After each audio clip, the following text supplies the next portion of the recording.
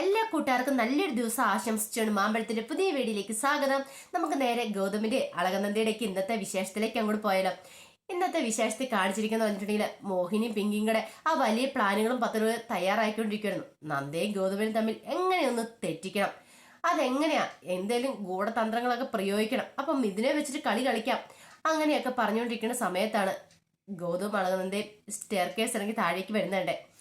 അപ്പൊ നന്ദ ഗൗതമിനോട് പറഞ്ഞിട്ടാ, ഇതെന്താ സാർ ഫുഡ് കഴിക്കാതെ പോന്നെ, കഴിച്ചിട്ട് പോയാമെന്ന് പറയാം. എനിക്ക് സമയമില്ലാന്ന് പറയാം. അത് പറഞ്ഞാൽ പറ്റില്ല, കഴിച്ചിട്ട് പോയാൽ മതി, എത്ര ലേറ്റ് ആയാലും കഴിക്കാതെ പോകണ്ടെന്ന് പറയാം. അതായത് ഞാൻ പറഞ്ഞല്ലോ എനിക്ക് അർജന്റ് മീറ്റിംഗ് ഉണ്ടെന്ന് പറയാണ്. അന്ന് ഒരു കാര്യം ചെയ്യാം, ഇങ്ങോട്ട് വാ, ഞാൻ വാരിത്തരാം, ഞാൻ ഫുഡ് എടുത്തോണ്ടൊന്ന് വാരി തന്നിട്ട് അങ്ങോട്ട് പോയാൽ മതി. ഇനിയിപ്പോൾ സ്വന്തമായിട്ട് കഴിക്കാനും ബുദ്ധിമുട്ടെങ്കിൽ ഞാൻ അങ്ങനെ വാരിത്തരാന്നൊക്കെ പറഞ്ഞ് സംസാരിച്ചുകൊണ്ടിരിക്കുകയാണ്. ഗൗതം പറഞ്ഞേ അത് വേണ്ട എന്ന് നമ്മൾ സിറ്റൗട്ടിൽ അങ്ങ് ചെല്ലുവാണ്.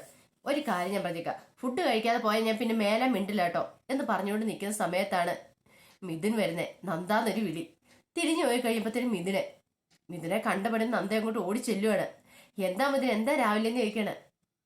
അതെ, ഞാൻ നന്ദയ്ക്കുള്ള കോസ്റ്റ്യൂമായിട്ട് വന്ന ഇന്നലെ ഡാൻസ് പെർഫോമൻസ്, അപ്പൊ അത് നേരിട്ട് കൊണ്ട് തരാൻ വന്നാണ്. ഓ അത് കൊള്ളാലോ, സർപ്രൈസ് ആയിരിക്കലോ, വീടൊക്കെ എങ്ങനെ കണ്ടുപിടിച്ചെന്ന് ചോദിക്കാം.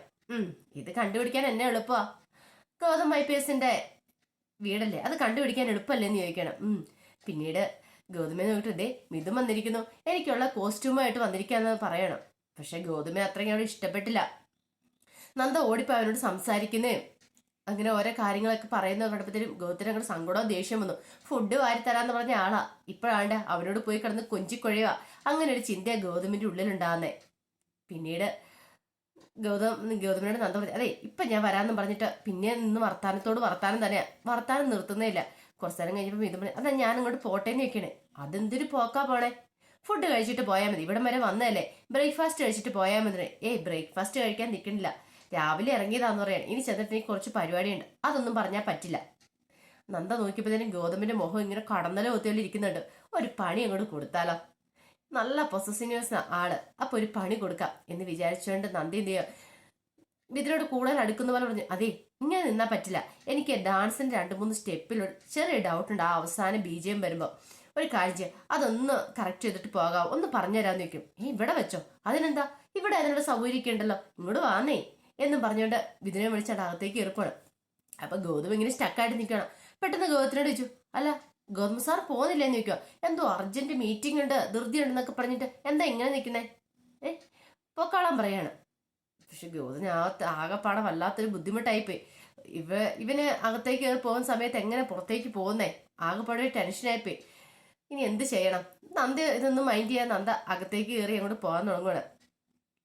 അങ്ങനെ ചെന്നപ്പോഴത്തേനാണ് മോഹിനിയും പിങ്കിയും അവിടെ നിൽക്കുന്നുണ്ടേ. അപ്പൊ പിങ്കി കണ്ടപ്പോൾ പറഞ്ഞു, അല്ല ഇതാരാ ചോദിക്കുകയാണ്. അല്ല ഇത് മിഥുനാന്ന് പറഞ്ഞ എന്റെ ഡാൻസ് പാർട്ണർ. ഓ മനസ്സിലായി ഇപ്പം മനസ്സിലായെന്ന് പറഞ്ഞ.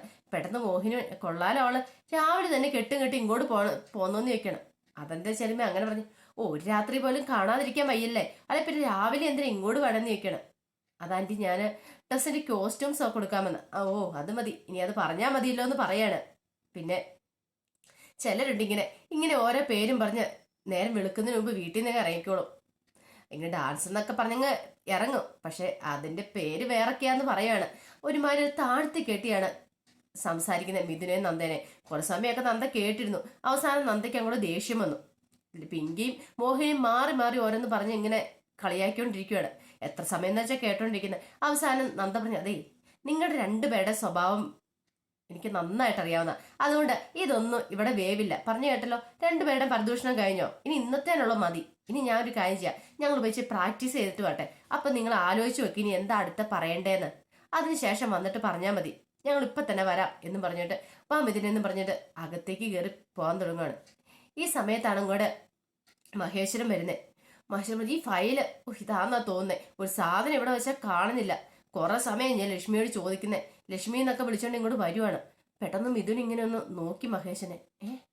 ഇതിവിടെ അങ്ങനെ എന്തോ ഒരു ഡൗട്ടും ഇതിന്റെ ഉള്ളിൽ ഉണ്ടാവുന്നുണ്ട്. മഹേശ്വരൻ പെട്ടെന്ന് അങ്ങോട്ട് വന്നപ്പോഴത്തേനും പിങ്കി ചോദിച്ചു, അല്ല വെല്ലിച്ചിനെ അങ്ങോട്ടാന്ന് ചോദിക്കുകയാണ്. ഞാൻ പുറത്തു വരെ എനിക്കൊരു അർജന്റ് കാര്യമുണ്ടെന്ന് പറയണം. അങ്ങനെ ഫയലും പിടിച്ചു പോകുന്നപ്പോഴത്തേനാണ് മിഥുൻ നിൽക്കുന്നുണ്ട്. പെട്ടെന്ന് അത് പറഞ്ഞു, അച്ഛാ ഇത് മിഥുൻ, എന്റെ ഡാൻസ് കോമ്പറ്റീഷന് പാർട്ണർ. ഓഹോ മനസ്സിലായെന്ന് പറയണ. പെട്ടെന്ന് മഹേഷൻ ചോദിച്ചു, നീ ആണോടെ ഇവളുടെ പാർട്ട്ണർ എന്ന് ചോദിക്കണം. Dance partner. അത് സാറെന്ന് പറയാം. അല്ല നിങ്ങൾക്ക് തമ്മിൽ പരിചയമുണ്ടോ എന്ന് ചോദിക്കുകയാണ്. പെട്ടെന്ന് മഹേശ്വരൻ പറയാം, ഇവനെ ഞാൻ നേരത്തെ കണ്ടിട്ടുണ്ടെന്ന് പറയുകയാണ്. അങ്ങനെ പറഞ്ഞിട്ട് എനിക്ക് അല്പം ധൃതിയുണ്ട്, ഞാൻ പോട്ടെ എന്ന് പറഞ്ഞ് പെട്ടെന്ന് അങ്ങോട്ട് പോവാ.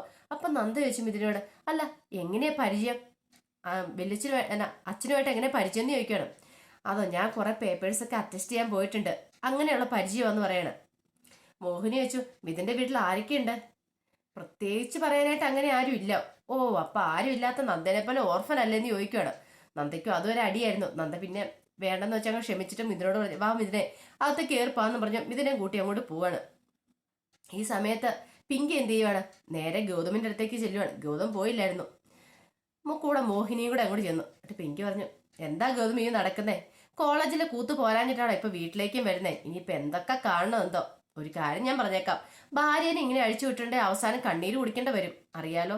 നാടകമാ, ഡാൻസാ, പാട്ടാന്നൊക്കെ പറഞ്ഞിങ്ങനെ പോയിട്ടുണ്ടെങ്കിൽ അവസാനം സ്വന്തം ജീവിതം തന്നെ കളഞ്ഞു കുളിക്കേണ്ടി വരും എന്ന് പറയാണ്. ഗൗതം ഒന്നും മിണ്ടിയില്ല. ഗൗതമിനൊന്നും മറുപടി പറയാനൊന്നും ഇല്ലല്ലോ. ഗൗതം ആകെപ്പാടെ ഒരു വല്ലാത്തൊരു ഫീലിങ്സ് നിൽക്കുക.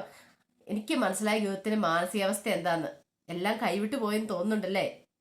ഇങ്ങനെയൊക്കെ ആദ്യം തുടക്കം, പിന്നെ പതിയെ പതിയെ ഒരു ശീലമായിക്കോളും എന്നൊക്കെ പറഞ്ഞ് ഗൗതത്തിനെ ഇട്ട് കുത്തുവാണ്. ഗൗതം പറഞ്ഞു, പിങ്കി നീ നിന്റെ കാര്യം നോക്കിയാൽ മതി എന്ന് പറഞ്ഞ് ഗൗതം ദേഷ്യപ്പെട്ട് അങ്ങോട്ട് പോവാണ്. പിങ്കിക്ക് മനസ്സിലായി ഗൗതത്തിന്റെ മനസ്സിൽ അങ്ങനെ സംശയത്തിന് മുളയൊക്കെ പൊട്ടി തുടങ്ങിയിട്ടുണ്ട്.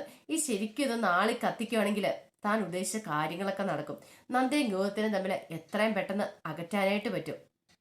അങ്ങനെ എന്ത് ചെയ്യുവാണ് പിന്നീട് കാണിക്കുന്ന പറഞ്ഞിട്ടുണ്ടെങ്കിൽ നന്ദ അകത്തേക്ക് പോകണം. അപ്പം മിഥുനുണ്ട്. അപ്പൊ കുറച്ച് നേരം അവർ ഡാൻസ് പ്രാക്ടീസ് ഒക്കെ നടത്തിക്കൊണ്ടിരിക്കുക. കുറെ സമയം കഴിഞ്ഞപ്പോൾ നന്ദ നോക്കിയപ്പോഴത്തേനും ഗൗതമിന്റെ തല കണ്ടവിടെ. ഓഹോ അപ്പൊ ആശാൻ പോയിട്ടില്ല, ഇവിടെ തന്നെ ഉണ്ട് നിൽക്കുന്നത്. പിന്നീട് നോക്കിയത് പിങ്കിയുണ്ട്. ഞാൻ ഓർക്കും ഒരാളെ കണ്ടില്ലോ, ഒരാളുടെ കുറവുണ്ടല്ലോ എന്ന്. ഈ സമയത്താണ് ഗൗതമത്തിന് ഫോൺ അടിക്കുന്നത്. ഗൗതമിന് ഫോൺ അടിച്ചപ്പോഴത്തേനും ഗൗതം കൊടുത്തു. അപ്പോൾ ഓഫീസിൽ നിന്നായിരുന്നു വിളിച്ചത്. ആ സാർ, ഇന്നലെ നമ്മൾ ആ ഡോക്ടർ വസന്തിന്റെ പെങ്ങളെ ചോദ്യം ചെയ്യാന്ന് പറഞ്ഞേ. അപ്പൊ അത് ചോദ്യം ചെയ്യാൻ പോകണ്ടേ, സാറ് വരാന്ന് പറഞ്ഞ സമയം കഴിഞ്ഞു, അതുകൊണ്ടാണ് വിളിച്ചിരുന്നുണ്ട്. ഓ എനിക്ക് വീട്ടിൽ കുറച്ച് ഗസ്റ്റ് ഉണ്ടായിരുന്നു, അതുകൊണ്ടാണ് ഞാൻ വരാച്ചിൽ ലേറ്റ് ആയത് കേട്ടോ. ഒരു ½ അവർ അത് കഴിയുമ്പോൾ ഞാൻ അങ്ങോട്ട് എത്തിയേക്കാന്ന് പറയാണ്. ശരി സാർ, അതൊന്നും കുഴപ്പമില്ലെന്ന് പറയാണ്. പിങ്കി ഇത് കേട്ടു. പിങ്കിക്ക് മനസ്സിലായി ഗൗതത്തിന് ഇവിടുന്ന് പോകാൻ ഇഷ്ടമില്ല. നന്ദയും ഇതിനൂടെ ഉള്ളതുകൊണ്ട് മനസ്സിലൊരു സംശയമൊക്കെ ഉള്ളതുകൊണ്ട് ഗൗതം ഇവിടെ നിൽക്കുന്നതെന്നുള്ള കാര്യം. പിന്നീട് ഗൗതം വീണ്ടും വന്ന് നിൽക്കുകയാണ്. നന്ദ നോക്കിക്കഴിഞ്ഞപ്പോഴത്തേന് ഒരു പണിയും കൊടുത്താലോ, തൻ്റെ കാര്യത്തിൽ ഭയങ്കര പൊസീവൻസാ, ചെറുതായിട്ടൊരു പണി കൊടുക്കാം. പെട്ടെന്ന് നന്ദ ഇങ്ങനെ കണ്ണ് തിരുമ്മിട്ട്, അയ്യോ മിഥുൻ എൻ്റെ കണ്ണിൽ എന്തോ പോയെന്ന് തോന്നുന്നു. എന്ത് പറ്റിയെന്നാ എന്താന്ന് ചോദിക്കണം. പാവം ഇതിനൊന്നും അറിയത്തില്ലല്ലോ. എൻ്റെ കണ്ണിൽ എന്തോ ഒരു സംഭവം, കണ്ണിൽ എന്തോ പോയെന്ന് പറയാണ്. എന്ന് പെട്ടെന്ന് മിഥുൻ എന്ത് ചെയ്തു, ആ കണ്ണിങ്ങനെ തുറന്നിട്ട് കണ്ണകത്ത് ഊതാന്ന്. ശരിക്കും ആ ഞൂത് കണ്ണകത്ത് അത് ഇരിക്കുവാന്ന് പറയണം. കുറച്ചു നേരം കഴിഞ്ഞപ്പോഴത്തേനും മിഥുൻ ചോദിച്ചു, അല്ല പോയോന്ന് ചോദിക്കുകയാണ്. ഇല്ല ആള് പോയില്ല, അവിടെ തന്നെ ഉടന്ന്. ആളോ, അതാരാ? അല്ല ഞാൻ ആ കരണ്ടിന്റെ കാര്യം ഉദ്ദേശിച്ചാന്ന് പറഞ്ഞേ. 2-3 തവണ ഇങ്ങനെ ആയി കഴിയുമ്പോഴത്തേനും ഗൗതത്തിന് ഇത് കണ്ടുകൊണ്ട് നിൽക്കാൻ ത്രാണിയില്ലായിരുന്നു. ഗൗതം അങ്ങോട്ട് പോയി. പെട്ടെന്ന് അത് പറഞ്ഞ്, അതെ ആള് പോയിട്ടോന്ന് വേണം. കരടാണോ ഉദ്ദേശിച്ചത്? ഞാൻ കരട് തന്നെ ഉദ്ദേശിച്ചെന്ന് പറയാണ്. പിന്നീട് കാണിക്കുന്ന പറഞ്ഞിട്ടുണ്ടെങ്കിൽ ഗൗതത്തിന്റെ അടുത്തേക്ക് നന്ദയും കൂടി ചെല്ലുന്നുണ്ട്. നന്ദയ്ക്ക് മനസ്സിലായി ആളിച്ചിരെ ഇതോടെയാ പോയിരിക്കുന്നത്. മിക്കവാറും ഒരു വഴക്കുണ്ടാകാനുള്ള ചാൻസ് ഉണ്ട്. ഈ സമയത്ത് പിങ്കി, ചെല്ലടി ചെല്ല, നീ റൂമിലേക്ക് ചെല്ല, കിട്ടുന്ന കിട്ടും. നന്ദൻ ഇന്ന് എടുത്തിട്ട് ഗൗതം കുടയും. അങ്ങനെ ചിന്തിച്ചുകൊണ്ട് പിങ്കി അവിടെ നിൽക്കുമായിരുന്നു. പിന്നീട് നന്ദ നേരെ ഗൗതമിന്റെ മുറിയിലേക്ക് അങ്ങോട്ട് ചെല്ലുവാണ്. മുറി ചെന്നതിനും ഗൗതം ഇങ്ങനെ അസ്വസ്ഥപ്പെട്ട് നിൽക്കുക. അല്ല ഗൗതം സാറിന് എന്തോ മീറ്റിംഗ് ഉണ്ട്, പെട്ടെന്ന് പോകണമെന്ന് പറഞ്ഞിട്ട് എന്താ പോവായിരുന്നെന്ന് ചോദിക്കണം. എന്തേ നന്ദേ, ഞാൻ ഒരു കാര്യം പറഞ്ഞേക്കാം, വെറുതെ എന്നെ ചൊറിയാൻ വല്ലെന്ന് പറയാം. ഞാനിപ്പോ എന്ത് തെറ്റാ ചെയ്തേ? അത് എല്ലാ ഇച്ചിരി കൂടുന്നുണ്ട് കേട്ടോന്നാണ്. എന്ത് കൂടിന്നാ? ഞാൻ ഡാൻസ് ചെയ്ത് സാറിന് ഇഷ്ടപ്പെട്ടില്ലെന്ന് ചോദിക്കണം. ഡാൻസ് ചെയ്തതിനൊന്നും ഒരു കുഴപ്പമില്ല, അതിന് ഞാനൊന്നും പറഞ്ഞല്ലോ. പിന്നെ ഈ ഡാൻസ് ചെയ്യുന്നതിന് മുമ്പ് കുറച്ച് കോപ്രായങ്ങളൊക്കെ ഇല്ലേ, അത് വേണ്ടെന്ന് ഞാൻ പറഞ്ഞുള്ളൂ. അതെന്ത് കോപ്രായങ്ങളാ? ഞാൻ അങ്ങനെയൊന്നും കാണിച്ചില്ലെന്നേ. നന്ദാ, നീ ഉരുണ്ട് കളിക്കരുത്. എനിക്ക് മനസ്സിലാവുന്നുണ്ട് നീ ഒരു കാര്യം ചെയ്യുന്നതിന് മുമ്പ് 100 വട്ടം ആലോചിക്കുന്നത് എനിക്ക് നന്നായിട്ട് അറിയാം. അതുകൊണ്ട് എൻ്റെ അടുത്ത് കള്ളത്തരം പറയാൻ വരേണ്ടതെന്ന് പറയണം. ഗൗതം സാർ എന്താ ഉദ്ദേശിക്കുന്നത്? എനിക്കൊന്നും മനസ്സിലാവുന്നില്ലോ എന്ന് പറയണം. നീ കൂടുതലൊന്നും മനസ്സിലാക്കണ്ട, മനസ്സിലാക്കിയത്തോളം മതി. പറഞ്ഞു കേട്ടല്ല, എല്ലാത്തിനും ഒരു ലിമിറ്റ് ഉണ്ട്. അതിനപ്പുറമായിട്ടുണ്ടെങ്കിൽ ഈ ഡാൻസും കൂത്തും പറഞ്ഞ് സ്വന്തം ജീവൻ തന്നെയായിരിക്കും പോകുന്നത്. ഞാൻ പറഞ്ഞില്ല എന്ന് വേണ്ടെന്ന് പറയണം. ഗൗതം സാർ എന്താ ഇങ്ങനെയൊക്കെ പറയണമെന്ന് ചോദിക്കണം. ഗൗതം പറഞ്ഞു, എന്നെ കൊണ്ട് കൂടുതലൊന്നും പറയിക്കരുത്. അവൾ ഇറങ്ങിയേക്കുന്നു ഡാൻസും പാട്ടും എന്ന് പറഞ്ഞുകൊണ്ട്. കോളേജിലുള്ള ആട്ടം പോരാഞ്ഞിട്ടാണോ ഇനി വീട്ടിലേക്ക് വിളിച്ച് ആടിക്കുന്നത്? ഈ വീട്ടിലുള്ള എല്ലാവരും ഞാൻ എത്ര സമാധാനം പറഞ്ഞെന്ന് അറിയാവോ? മുമ്പ് തന്നെ നീ ഡാൻസ് കളിക്കാൻ പോകുന്ന ആർക്കും ഇഷ്ടമില്ലായിരുന്നു. എല്ലാവരും ഒരു വിധത്തിൽ പറഞ്ഞ് ഞാൻ സമ്മതിപ്പിച്ചു വെച്ചേക്കുന്നത്. അപ്പൊ വീണ്ടും നിന്റെ കൂത്തി വീട്ടിലേക്ക്. നിനക്ക് ഇതിന്റെ വല്ല ആവശ്യം ഉണ്ടാകുന്നുണ്ടാ? മനുഷ്യനെ വെറുതെ നാണം കെട്ടത്തിനായിട്ട് അവൾ ഇറങ്ങിയേക്കുക ഡാൻസും കൂത്തും പറഞ്ഞിട്ട് എന്ന് പറഞ്ഞിട്ട് ഗൗതം ദേഷ്യപ്പെട്ട് അങ്ങോട്ട് ഇറങ്ങി പോവാണ്. അങ്ങനെ ഇറങ്ങി പോയിക്കുമ്പോഴത്തേനും പിങ്കി കണ്ടത്. പിങ്കിക്ക് മനസ്സിലായി കളി ഏതാണ്ടൊക്കെ ഏറ്റു വരുന്നുണ്ട്. ഇങ്ങനെ പോയിട്ടുണ്ടെങ്കിൽ അധികം വൈകാതെ തന്നെ നന്ദയും ഗൗതമിനെ അടിച്ചു പിരിയും. അങ്ങനെ ഒരു ചിന്ത നമ്മുടെ പിങ്കിയുടെ ഉള്ളിലുണ്ടാകുന്നുണ്ട്. അപ്പൊ അതൊക്കെയാണ് ഇന്നത്തെ വിശേഷത്തിൽ കാണിച്ചിരിക്കുന്നത് പറഞ്ഞിട്ടുണ്ടെങ്കിൽ ഇതിന്റെ ബാക്കി വിശേഷങ്ങളുമായിട്ട് വൈകുന്നേരത്തെ പ്രൊമോയും ഞാൻ വരാട്ടോ. ഒരിക്കൽ കൂടി എല്ലാവർക്കും നല്ലൊരു ദിവസം ആശംസിച്ചു നിർത്തുന്നു. നന്ദി.